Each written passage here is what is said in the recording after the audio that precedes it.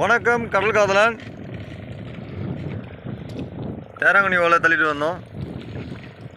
பெரிய நெத்திலி மீன் பிடிச்சிட்ருக்கோம்.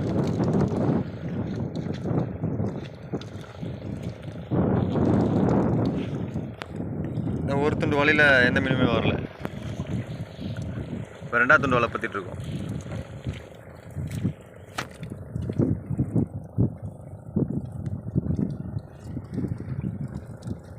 பெரிய நெத்திலி மீன்.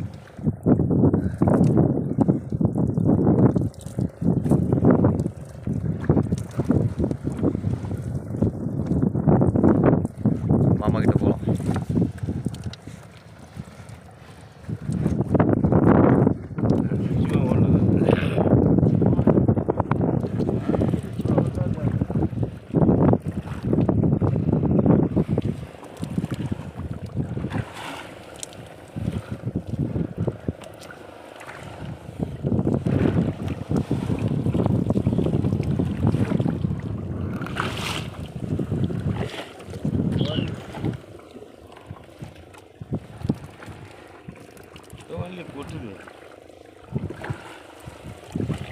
மீன் வரதை பார்க்குறோம்.